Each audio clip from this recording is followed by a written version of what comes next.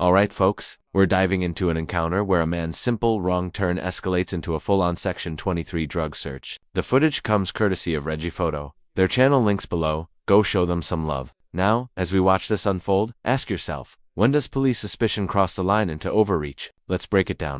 I hear you. I can't hear you. You can't hear me? But you're responding to me. Yes, I'm walking somewhere. Right, okay. Well, you just seen us. Just stop. No, I've got to be somewhere, my friend. Yeah, I know, but do you see where we're coming from? Because you've seen us, you've turned around and you've walked away. No, I've gone the wrong way. Right away, you can feel the tension rising. The officer approaches politely, asking if the guy's alright, but our subject's already defensive. Watch how quickly things shift from casual conversation to unease. This moment matters. In policing, demeanor-based suspicion often triggers stops like this. But does appearing nervous mean something illegal is going on? You tell me. Wrong way. You've gone the wrong way? Right, okay. Where have you got to go? That's none of your business, my friend. I'm just talking to you, mate. Just talking to you. What's your name, mate? Sorry? What's your name? I can't hear you. What's your name? Why? I'm just wondering. I can't tell you. Right, no worries, mate. Have a nice day. Alright. Have a nice day. Pardon? I just said I gone the wrong way, you know. Notice how communication's breaking down fast. The man says he can't hear. The officer keeps pushing for clarity. Miscommunication like this can spiral. What seems like avoidance might just be confusion. But to an officer trained in behavioral cues, that hesitation can look like concealment. Real question for you. If you were the cop here, would you take that as evasive or innocent? Right, okay. Do you Are you understand why? looking for somewhere what we can help you with? No, thank you, no. Do you see though why we've come round here? It's just because obviously when you've gone round the corner, you've seen us. It's like you've walked in the whole. No, basically what it is, I went down that street and I realised I'm in the wrong road. Right, okay. Yes. What road is it you're looking for? I can't tell you. Why? It's private. Right, listen, mate. So because of obviously your demeanour and the Yeah. way that you've turned around the corner, it's almost like you're trying to avoid us. No, definitely not. I'm not running. I know. But Yes. from me, it looks like you're trying to avoid us. All right. Really? It did do, yeah. No, definitely not. So look, that's my grounds. So under Section 23 of the Misuse of Drugs Act, I'm going to detain you for the purpose of search. Alright. It's a high drug use area. Obviously, you've seen us. You look like you're actively trying to avoid us. And obviously... Sorry. Now pay attention here. The officer's tone shifts. He's trying to justify why the stop happened. Your demeanor. You turned around. It's a high drug use area. This is where procedural law comes in. Under Section 23 of the Misuse of Drugs Act, officers can detain and search if they have reasonable suspicion. The key word? Reasonable. That's the battleground in this entire encounter. Said that. You're gonna what? Sorry. Alright. So my name's PC Cliff. Yeah. Alright, I'm based at Blackpool Police Station. Yeah. So my grounds for this search under Section... Oh, you're gonna search me? Yeah, under Section Really? 23. Yeah. Under Section Really? 23. Just hear me out. I'm going to explain to you Just why. hear me out, because I'm going to explain to you. Alright. Yeah. So my grounds are, when we walk round that corner, Yeah. you've seen us, and then you've turned around and you've walked back in a whole complete opposite direction. Okay. Which Yes. is a bit suspicious. It's a Yes. high drug use area. Alright. So that's the reason. And there it is, the official detainment for a drug search. You can literally hear the civilian's disbelief. He's gone from I went the wrong way to being searched under a narcotics statute. This moment captures why stop and search policies are so controversial. On one hand, they target crime hotspots. On the other, they can feel like profiling when based on vague behaviors. That's the reason. No worries. I have to film this then, my friend. No, not a problem. Not a problem. You can film me all you want. So basically, you're pulling me up for you're searching me for misuse of drugs. So Act. Section 23 Misuse of Drugs Act search. Yes. So the reason why, as I've said, is obviously because I've already told you this 3 times now. Yes.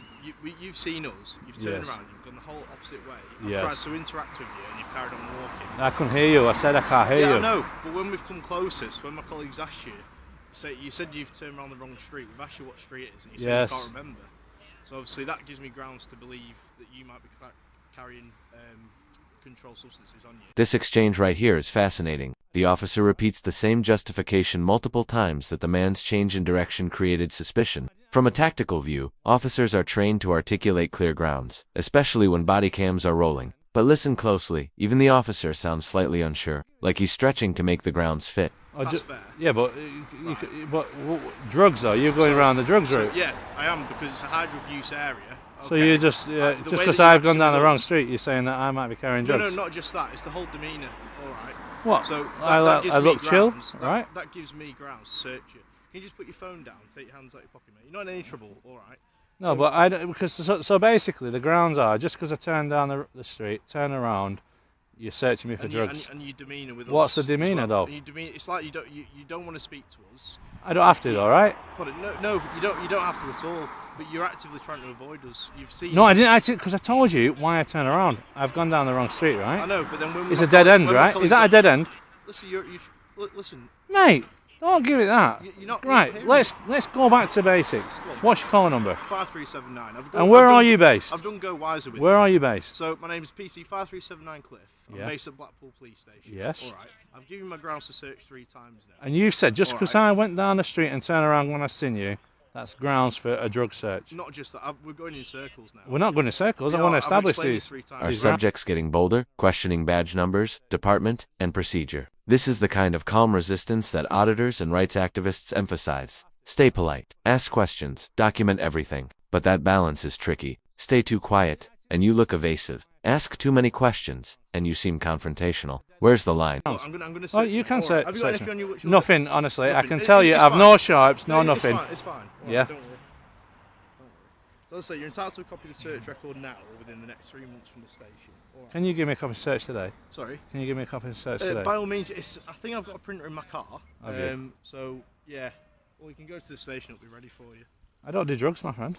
I know, that's fine, mate. These grounds seem funny just for turning down the street and then realising... Just because it's quite a high-profile area here for drug using. And I don't take drugs, I'm though, not miss. saying you are, but we're just saying because I don't accept... I don't... I'm going to put these on the floor so that I don't... I'll put them back. Yeah, but I don't expect to be turned over just because the area is that way. No, I know, but because it's a high-crime drug area and they do quite a lot of drug dealing in this area, yeah. we've seen you've seen us, you've actively turned away from us. We've tried to stop you 3 times and you carried on walking. And no, I said I can't hear you. Which is fair enough, but we shouted you several times. If you've not got anything on you, that's absolutely fine. I say you're not in any trouble. No, but this search is going against my... Like, you just touched my buttock, right? I'm searching you. Yeah, but I don't want you to touch my buttock. Right, have you got anything in your back pockets? Nothing whatsoever. I'd have emptied my pockets for you. That's fine. This part's key. The officer touches the man during the pat-down, and the subject immediately objects. Don't touch my buttock. That might sound awkward, but it's actually a valid boundary concern. Searches have strict guidelines on physical contact and body areas. You can hear how uneasy the man is, even as he stays compliant. That tension, that's what makes this footage gripping. Right, that search is negative. Yeah. Right, so you're now free to go. Yeah. So as I say, I can get a printer from my car if you want, and I'll give you a copy now. Yeah, where's your car, my friend? With parts. Is it back up there? It's over that way, yeah. Is it? Yeah. I'd like the search record, please. That's fine.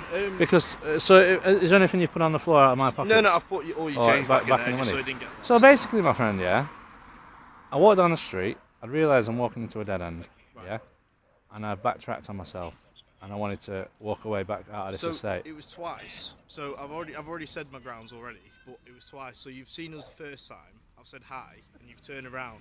We've then seen you again coming around the corner. You've met eye contact with me, and then you've actively turned back round and started walking another way.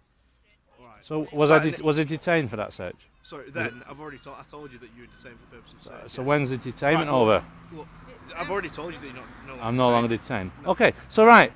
Okay, I do like a copy of the search, my friend. Yeah, because I don't think the grounds was right then what you just did. That's fair enough. That's fair. I've told you my grounds. Yeah, hey mate, you're very polite and all the rest of it. No, it's fine. And you've not put me in handcuffs. You know. Look, listen, you've been fine with me. I'm not a dangerous person or anything like that. Now the officer's explaining the sequence of events again. But notice the civilian's clarity here. He remembers each step and calmly refutes every reason. That's impressive presence of mind. For anyone watching, this is how you assert your rights respectfully. Document, clarify, stay low. It doesn't guarantee fairness, but it keeps the encounter controlled. But basically, it was just I've gone down the wrong street. I'm looking out for somebody's car. I've realised I've gone down the wrong street, and that was it, my friend. You know. No, that's fine. But obviously, from us, obviously we're on foot patrol. From where it looks, obviously you met eye contact with us twice, and each time you've walked in an opposite direction. But I don't trust police, my friend, and you've given me a reason why I can't. Because basically, what that tells me is I can't change direction in the street we aren't being detained and searched. But I don't take drugs. I can give you a drug test now, mate, and I I can give you an hair follicle test. I'm not saying you do take drugs. No, but you just detained me for a drug search. Was it section 23? Section 23 misuse. This discussion hits deep. The man admits he doesn't trust police, not out of hostility, but experience. And honestly, that mistrust is the unspoken elephant in most public police interactions. When both sides assume bad faith, even routine stops feel like injustice. You can almost hear the frustration in his voice, not just at the officer, but at the system itself. Yeah, so what I'm trying to say is, basically, right, I don't take drugs, I definitely don't deal drugs, so therefore... But I didn't say that you did. No, but you must have had suspicion that you thought that I must have dabbled in two of them scenarios there to search me. I believe you could have had drugs on you, yes. But there was no grounds for that, my friend. I've already told you. There was no grounds. What, just for changing direction? That's not grounds, my friend. So, no, just hear me out. So, obviously on the search record, it'll say everything, so everything I've already explained to you Yeah. will be on there. Alright, so, because I keep repeating it, like the grounds. Yeah, but you don't feel that you have to keep repeating it. I don't want you to keep repeating yourself. But what I'm trying to say is this. If the grounds ain't met from the very beginning... They were. They wasn't. Not for Misuse of Drugs Act. You could have stopped me and said, "Hey, it looks like you're evading my thingy." I stopped when you come and I said, so therefore, where's the drugs coming to that? There's no drugs in that, my friend. Right, okay. Look, you clearly don't agree with me. That's fine. Well, you've no evidence. It's on suspicion. So if I suspect you of being like, let's just say, you go out at night, bike seats, right? What proof have I got of that? Just because? I don't know what you're getting at. It's two totally different. Because it's bizarre, isn't it? You get what I'm saying? Well, are you willing to give me a name for the search record or not? No, because I like to keep my anonymity. You know. No, it's fine, mate. It's totally This is where the debate turns philosophical. The officer insists he had grounds, while the civilian dismantles each point with logic. This kind of exchange rarely happens this calmly. It's like watching a courtroom in real time, and you can tell both men think they're absolutely right. Who do you agree with here? Quite bizarre, really, because basically, I'm coming to look out for a lift. I've got a lift in that street. Yeah, I'm not stopping you from getting a lift. No, but I need my search record before I can go. That's fine. I'd say you need to have it now. Can I ask you a question anyway? Yeah, by all means. What does the word discreet means? What do you mean? Discreet. I don't understand what you're getting at. Discreet. That's me discreet. Well, I don't. What's this got to do with anything? No, I'm just asking you because my English isn't very good. You know, No, it's all right. No, discreet. Take your time. It's fine. What does discreet mean? So discreet means, well, discreet means just do something discreetly. Maybe. I don't know. An example of doing something discreetly was like, say, I'm using this as an example because it's the subject we've been on. So say if someone was to do a drug deal, Yeah. and they openly handed you a bag with white powder in and did it openly open where people could see, Yeah. that wouldn't be discreetly. But to do that discreetly, if I just went to shake your hand and in that handshake There was a drug there deal. was a little drug, I get what you're saying. then that would be Right. discreet. So, Miss, I'm glad you've answered that because, do you know, on your uniform at the moment, Yeah. you've got like a badge. Yeah. Can you see that one there? This one? Yeah. Yeah. Now, as soon as I see you, guess what pops out to me straight away? Go on. The badge. The badge. So that's not discreet, right? No. But I'm you not supposed to be discreet though. Yeah, I'm but your uniform. uniform says that you should only wear that discreetly. Now, the conversation takes a strange turn. The man starts asking about the word discreet. At first it feels random, but it's actually a clever move. He's testing the officer's professionalism and knowledge of uniform policy. It's a subtle way of regaining conversational control, and it works. The tone shifts again from tension to education.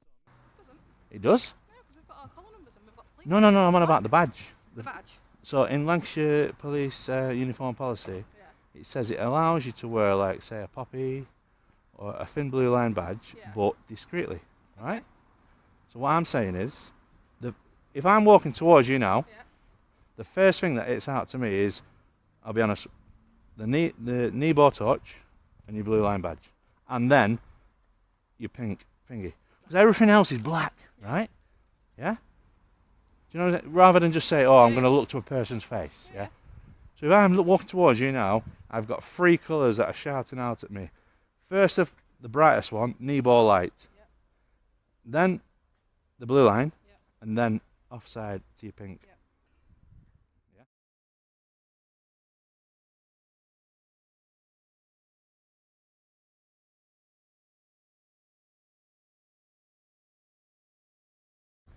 And that's the reason why I asked you, because basically your policy says that it should be discreet. And what we're finding is more and more officers are in your face. Yeah, now yours is smaller, but it's got your badge number at the side. But some officers are wearing massive big badges. Yeah? Look how the subject flips the narrative. He critiques the officer's uniform for not being discreet. That's some next-level composure. Instead of arguing about drugs, he's now challenging symbolism, the thin blue line badge, the visibility of authority. Whether you agree or not, it's brilliant rhetorical judo. He's reframing power right back at the officer. What street was that on? It was Spencer Court. Yeah. You from Blackpool yourself? No, no.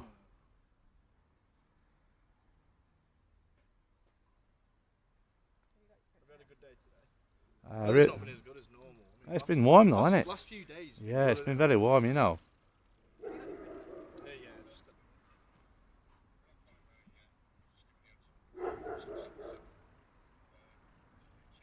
That dog's always barking here. Is it allowed that to have a dog in the yard or Yeah, not? it's a guard dog.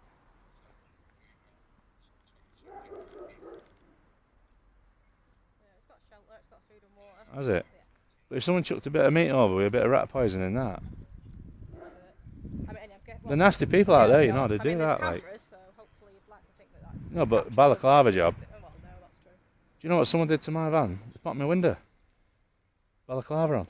What put you in the through? Yeah, with a balaclava. The camera's caught it. How can I catch him? It's difficult, isn't it? I can't say, hello, police officer. I've got someone who brought my van window. What do they look like? Dressed all in black with balaclava on. And that's the difficulty we have as well nowadays. I didn't report it. Majority of people- How many crimes go unreported because you can't give... No, I know. I'm not stupid enough to say, well, can you go and find him? What are you looking for? It's like a needle in a haystack, isn't it, right? You might think the tension's gone, but this next bit adds a personal layer. The man talks about his van being vandalized, feeling helpless, and not trusting police to find the culprit. It's raw and relatable. For many citizens, fear of being ignored fuels mistrust more than anything else. This is human frustration meeting institutional limitation on camera. The majority of people we get shouted up now on the radio what they're wearing, all black balaclava. The majority of young lads. So can I ask you a question? Because he made this decision in regards... Do you agree with his decision in regards to... I do, yeah. You do? Yeah. For drugs? Yeah. Just Really? because Just because of the area? that area, it's not just yourself. We stop a lot of people on there for the same reason. It's a high crime drug area, especially for exchange of drugs. People are actively avoiding us, walking away from us. It's just one of them. I mean, you're So- entitled to how you feel. No, I get Don't- what you're saying. don't believe me. You're the police, and you know, like I say, I didn't get nasty or anything. And that's the reason why there was no need for handcuffs. I think he made the right decision. There was no need for handcuffs. He said I was calm. We've been silent, haven't we? Notice the officer's colleague now backs up the decision calmly, professionally, but without backing down. From a procedural view, that's classic unit cohesion. They present a unified front. Yet the civilian makes a surprisingly fair point. Not all of us are the same. It's rare to see both sides this composed after a stop and search. You are, mate. Mate, honestly, I can't fault you policing in regards to you know, your persona and the way you've been with me. But all I would say is, like, we're not all the same, mate. You know, like, end of the day, like, you know, like, think about how many working people are on that estate, yeah, who don't want that bullshit that they're living around, No, right? and I get that completely. So- but they also probably want us actively trying to find drug dealers. They and do. People that are using And drugs as well. and it's to what extent. So let's say if he'd opened my pockets and I had, like, say, an 8-inch pink dildo in my pocket, I'd be embarrassed by that. Now, do you know what I'm saying? Like, because no one knows what I'm up to in my spare time, right? That's it, yeah. You know what I mean? But imagine getting pulled up and you've got a pink dildo in your pocket and you've got nothing to do with drugs, right? Yeah, no, I get that completely. You get what I'm saying? You know for a fact back at the station or back in car, you'd be having a good old giggle going, no way, can you believe what we pulled out of his pocket? I don't ask you to comment on that, but it's true. I'd giggle the same thing. But people have got different fantasies and different pleasures and stuff. But I know for a fact if I were a copper, and I'd pulled up random guy and he's got like, let's just say a bit of lube, Durex and a sex toy in his pocket, I'd be like going, well, he's having a good time tonight. Yeah. But it'd be a laugh at his expense then, wouldn't it? You know what I mean?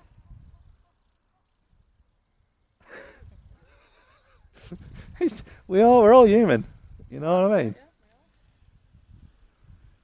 This moment is pure humanity. The man jokes about having an embarrassing item in his pocket, turning discomfort into humor. It's a perfect tension breaker, reminding us both sides are just people trying to navigate an awkward situation. Honestly, this scene shows how empathy, even in small doses, can diffuse what could have been an explosive moment.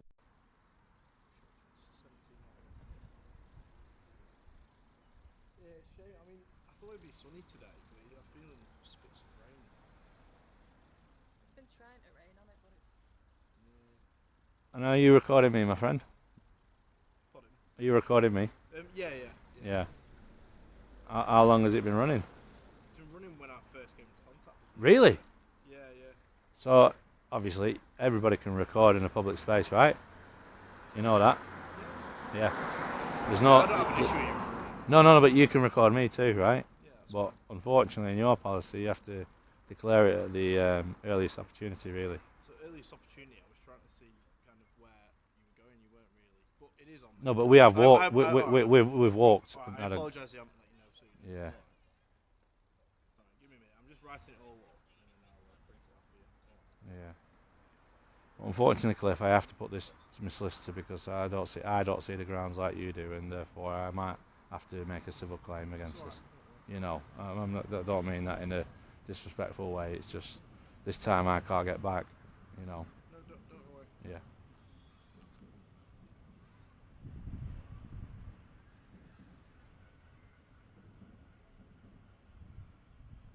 Have you got a contact number for your person you were meeting? Yeah. So you can ring them and let them know. Yeah.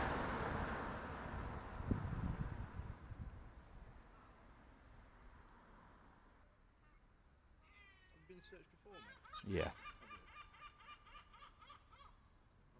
I'll tell you about 5'10". 5'11". 5'11". Yeah. I wish I was 1 inch taller. So to say I was 6 foot. I'll put the wife's heels on.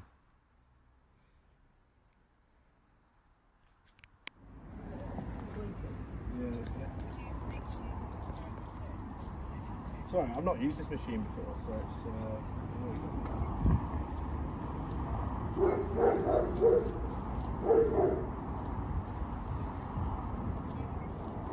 Yeah, that's good.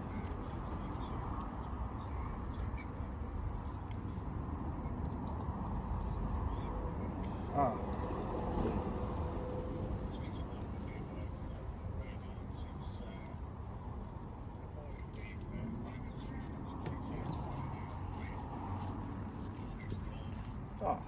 There we go, working. You got any plans tonight? Yeah, I'm gonna sink a few beers tonight. Stick a few bits. Yeah, I've had a good. Feels like a Friday. I've had a good result in court today, so That'd be nice. yeah. It does feel like a Friday though, I feel like. Well, not me, but somebody else has some celebrating on their behalf, you know. Oh, good. Yeah. Glad to hear, mate. There you go. So that's a search record. So obviously it's got the circumstance on there, the grounds and whatnot. Section 23, Misuse of Drugs Act. No worries. All right. Well, thank you very much No worries. for being professional. Like I say, I just disagree with the grounds from the start. That's it. No, it's fine. You know, have a good day. I'm trying to enjoy the weather before it rains. But is that? But would that be the same going forward for you guys anyway? Just do the same What do you again, mean? Yeah. just by someone turning the wrong way. No, it's more than that. Like I said, I've written it on there in the grounds. All right. Yeah, but when you shout at me, I can't hear you. That's why I said I can't hear you. And we've come closer and we've explained. Look, I'm not going to talk about. No worries. Right, you give me the grounds anyway. You have a good day, all right? You take care, yeah. See you later. See you later. And that's where it ends. The officer provides the official search record, both part ways professionally, and the man walks off still disagreeing with the grounds. Legally, the stop may have been justifiable under Section 23, but ethically, it's a gray area. Was it smart policing or overreach? You decide. Either way, this footage is a case study in communication, perception, and power. If you found this breakdown as thought-provoking as we did, smash that like button. Drop your thoughts in the comments, and subscribe for more real-life body cam breakdowns that reveal the story behind the footage. **